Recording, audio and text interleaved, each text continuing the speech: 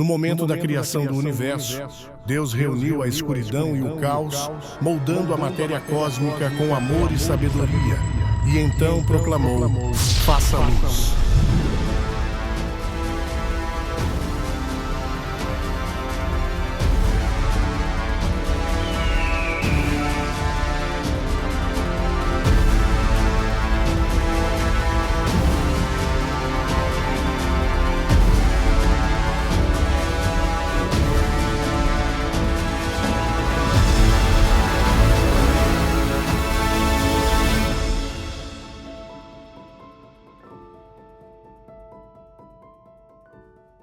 Quando eu criei esse canal, muitas coisas vieram à minha cabeça, inclusive o motivo de eu tê-lo feito. E a palavra que melhor define ele é a curiosidade do que existe lá fora. What's our DNA difference? Qual é a diferença do nosso DNA em relação à dos chimpanzés? Você deveria ter aprendido isso na aula de biologia. É algo como 1 ou 2%, cerca de 1% de diferença. Contamos os chimpanzés como inteligentes? Os chimpanzés não estão construindo aviões e voando para cidades de chimpanzés, certo? O que faz o chimpanzé mais inteligente? Os primatólogos os trarão à tona e dirão: eu já disse isso antes. Aliás, estou na internet provavelmente várias vezes dizendo exatamente isso, mas farei isso por você. O chimpanzé inteligente empilhará caixas e alcançará uma banana. Então, se há apenas 1% que nos separa, e ainda assim eles empilham caixas e temos um telescópio Hubble, poesia, filosofia, arte e comediantes, então você pode dizer: bem, que diferença faz esse 1%, você poderia dizer. Mas vamos ter uma perspectiva cósmica sobre isso. Se há apenas 1% de diferença entre nós, talvez haja realmente apenas 1% de diferença de inteligência também. Talvez empilhar caixas para alcançar uma banana esteja a apenas 1% de distância do telescópio Hubble, da poesia, da filosofia, da música e da arte. Isso parece um tanto exagerado. Parece que deveria ser mais do que 1%. Porque você é humano e o ego humano não tem limites. Então, vamos fazer o experimento. Vamos sair no universo e encontrar alguma outra criatura que seja 1% mais inteligente do que nós, da mesma forma que somos 1% mais inteligentes do que os chimpanzés. Como seríamos para eles? O que um chimpanzé parece para nós? Você acha que existe vida lá fora?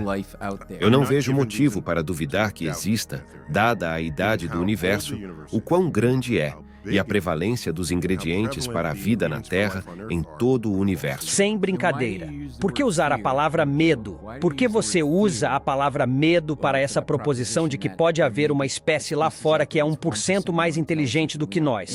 Não, o medo é que eles nos deem sua frase mais simples e você não consiga entender. E não temos a menor ideia do que eles estão falando. A realidade que precisamos enxergar vai muito além do que a ciência física tenta explicar hoje. Hoje ela se concentra em entender o que acontece no que conseguimos ver, mas o espaço é surpreendentemente vasto quando consideramos o universo observável com no mínimo 2 trilhões de galáxias.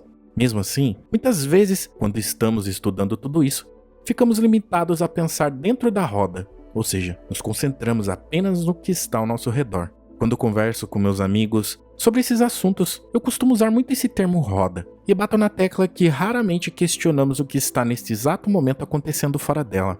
E é muito engraçado porque muitos deles se limitam a dizer que esse é um segredo de Deus. Se olharmos para isso de forma mais simples, a roda, por exemplo, é como um veículo com várias camadas. Um carro, uma moto, uma bicicleta, e nós somos parte exatamente da roda. Então, quando você coloca Deus como a resposta final para tudo, está basicamente dizendo que Deus está dirigindo essa roda, e somos reprimidos de questionar o que é esse ser que está no controle da roda que está girando. E mais raramente ainda, questionamos o que é o carro ou o que é a rua. A verdade é que por trás de tudo isso, existe uma complexidade. Há uma razão para a rua ter sido construída e um motivo para a roda girar. E se fazemos parte disso, acho que é mais do que justo tentar entender o porquê. Olhe como as coisas podem se tornar incrivelmente complexas. A partir de um pensamento simples, você pode chegar à conclusão de que se a roda existe, é porque alguém está dirigindo, e para que ela gire, é preciso haver um pensamento por trás disso. O carro, o motorista, a rua, a cidade, o estado, tudo contribuindo para a existência dessa roda girando para alcançar objetivos, distâncias e propósitos. Claro que não estou dizendo que nós somos carros, mas que somos criados com algum propósito. Agora, se você pensar um pouco mais sobre esse ser que está dirigindo a roda, você começa a questionar de onde ele veio. E esse é o pensamento que me acompanha desde que eu era garoto. O que está além da roda, que basicamente é o que existe além de Deus. É importante termos uma perspectiva sobre isso, mas é algo que a física nunca vai alcançar. Isso porque ela não procura por essas respostas, pois a física se concentra em coisas que podem ser medidas e observadas. Então, na minha opinião, questões filosóficas são o caminho para chegar a esse tipo de reflexão, infelizmente, porque nosso tempo de vida é limitado e não viveremos o suficiente para acompanhar essas descobertas. E como você chega a um consenso com a ciência, você considera várias opiniões e medições e chega a uma conclusão com base no que parece mais provável. Isso aqui é uma simulação? Eu tenho a mesma pergunta que você, eu tenho essa dúvida. Eu confesso que eu tenho essa dúvida. Quanto mais tu descobre essas coisas misteriosas da existência, começa a dar mais dúvidas sobre o que é tudo isso? Muita. E vai ser muito difícil bater um martelo. Não importa se vai ser daqui a 100 anos ou daqui a 10 mil anos. Vai ser muito difícil bater um martelo. Nosso cérebro ele faz o quê? De um lado, ele refuta tudo. E do outro lado, ele tenta encontrar a explicação para tudo. Então, toda vez que você refutar uma coisa, ele vai buscar uma explicação. É como se estivéssemos tentando entender algo que nunca vimos antes, como um porco. Você pode dizer que algo é um porco se ele cheira a porco, parece com um porco e age como porco. Mas na filosofia, você nunca viu um porco antes. Então está tentando entender o que é um porco. Eu costumo dizer aos meus amigos que a parte da roda em que estamos é o que já entendemos mais ou menos. Mas o que eu quero saber é o que está fora dela. Como fazemos isso? Juntando pessoas que estudam física, química, o funcionamento do universo, sua composição, e chegamos às nossas próprias conclusões. Podemos estar errados? Sim, é possível. E é muito mais provável estarmos completamente errados. Mas uma dessas pessoas que tem uma ideia única pode estar correta, já que se existe alguma coisa lá fora, ela pode ser uma dessas possibilidades. Mas no nosso tempo de vida, a verdade nunca será absoluta. E o que podemos fazer para diminuir esses erros é reunir mais pessoas com pensamento crítico, ou seja, pessoas que cresceram questionando coisas, fazendo a mesma coisa que a ciência faz, reunir todas as informações e escolher o que mais faz sentido. Podemos estar errados? Sim, é uma possibilidade. E é por isso que é importante incentivar as pessoas a pensarem e raciocinarem juntas, a terem uma mentalidade crítica para que mais pessoas questionem tudo para chegarmos a uma ideia comum. Por isso, me incomoda de verdade ver pessoas que não conseguem ir além desse plano de pensamento, que se concentram apenas no que está dentro da roda, pois essa é apenas uma pequena parte da história. Na minha visão, a humanidade tem que buscar a história inteira. Ou você pensa em passar o resto da vida pensando apenas em coisas como trabalho, crescimento, alimentação saudável, exercícios, casamento, ter filhos e deixar um legado sem entender o significado maior da vida de um ser humano. Eu, particularmente, penso muito além disso. Olho para tudo e tento compreender o propósito de estarmos aqui, por que devemos seguir todo esse rito e partir para outro plano, e se há algum motivo para tudo isso acontecer. E isso é algo que as pessoas precisam perceber, a ponto de elas olharem para o horizonte e se questionarem por que as coisas são como são. Olhe para Einstein. Quando ele desenvolveu a teoria da relatividade e todas essas ideias complexas, ele enfrentou muita resistência. Ele foi questionado, desafiado e até rejeitado, mas se ele tivesse desistido naquela época, talvez não teríamos muitos dos avanços que temos hoje. Ou outra pessoa poderia eventualmente ter descoberto o mesmo, ou talvez estaríamos seguindo um caminho totalmente diferente e até podemos estar equivocados agora. Física, aprovado. Matemática, aprovado. Zoologia, botânica, literatura, aprovado. O que nos traz ao francês? Especificamente, sua redação. Seu vocabulário é básico, a sintaxe simplista. Você não usou o futuro simples. Mas eu acho que é um excelente plano. Seja bem-vindo à Politécnica de Zurique. Então, refletir sobre o que está lá fora é importante. Veja bem, o universo ele tem um padrão onde tudo é uma repetição. Parece uma ideia simples, mas ela pode nos responder muitas coisas. Quando olhamos para nós, seres humanos, e depois olhamos para o mundo microscópico, vemos muitas diferenças, pois as células são drasticamente diferentes de nós, mas elas estão lá. O ato casual de furar um dedo é um evento de certa magnitude na escala do muito pequeno. Milhões de células vermelhas do sangue, os glóbulos vermelhos, são desviadas de suas rotas normais. Mas a maioria continua a circular pelo corpo, levando suas cargas de oxigênio até os pontos mais remotos. Nós entraremos na célula viva, um reino, ao seu modo, tão complexo e lindo quanto o reino das galáxias e estrelas. O menor corte na minha pele faz soar um alarme local e o sangue tece uma rede complexa de fibras fortes para formar um coágulo e estancar o fluxo de sangue. Há um equilíbrio muito delicado aqui. Muita coagulação e sua corrente sanguínea irá se solidificar. Pouca coagulação e você vai sangrar até morrer com o menor arranhão. O equilíbrio é controlado por enzimas instruídas pelo DNA. Aqui embaixo também há um tipo de esquadrão de saneamento composto por glóbulos brancos que entra em ação, circunda as bactérias invasoras e as consome vorazmente.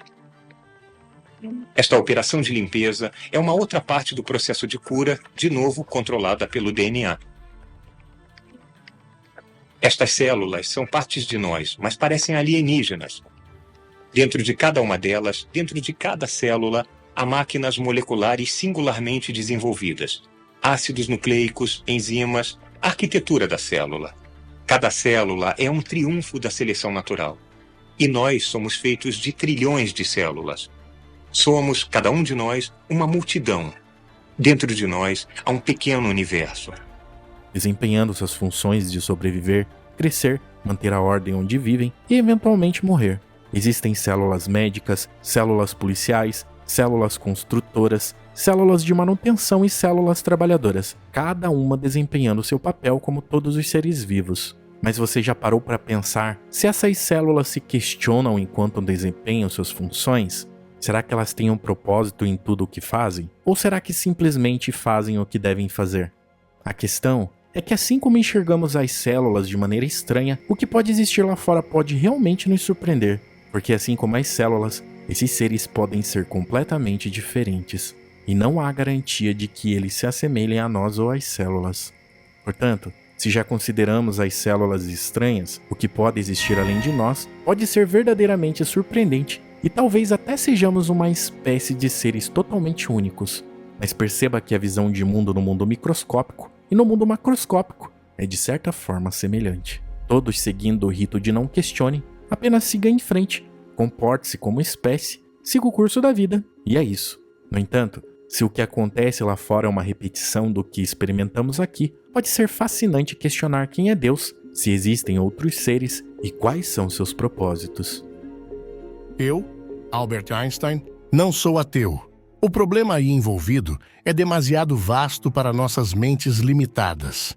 Estamos na mesma situação de uma criancinha que entra numa biblioteca repleta de livros em muitas línguas. A criança sabe que alguém deve ter escrito esses livros. Ela não sabe de que maneira nem compreende os idiomas em que foram escritos. A criança tem uma forte suspeita de que há uma ordem misteriosa na organização dos livros, mas não sabe qual é essa ordem. Essa parece-me a atitude do ser humano, mesmo do mais inteligente em relação a Deus. Vemos um universo maravilhosamente organizado e que obedece a certas leis, mas compreendemos essas leis apenas muito vagamente. Este é um material baseado na minha visão do mundo, e que a partir de hoje abordaremos exclusivamente no nosso podcast, que você pode encontrar em diversos agregadores como Apple Podcast, Amazon Music, Spotify, Google Podcast, Deezer, entre outros. Basta procurar por Superfato que vocês vão encontrar. Eu recomendo muito que vocês façam isso, já que devido às mudanças no último ano no algoritmo do YouTube, assim como outros canais, o alcance do nosso canal está estagnado e sem perspectivas de mudança. Um caminho totalmente contrário com a situação do nosso podcast, que está crescendo cada vez mais e cada vez mais rápido em todas as plataformas. Existe uma ideia muito forte na minha cabeça de que esse será o nosso último ano por aqui. Tudo isso porque o que o YouTube realmente quer dos canais hoje é a função social. E pensamos em focar apenas em episódios especiais que serão lançados no canal quando simplesmente estiverem prontos. Então, se você gosta desse canal e quer ajudar a evitar que isso aconteça, colabore com o que o YouTube realmente quer, interagindo com nossos vídeos, postando sei lá, qualquer coisa, até um joinha serve. Mas também não pode esquecer de curtir o vídeo para que o canal não caia no limbo, porque na situação atual, não faz sentido nenhum a gente continuar por aqui, beleza? Então é isso. Um abraço.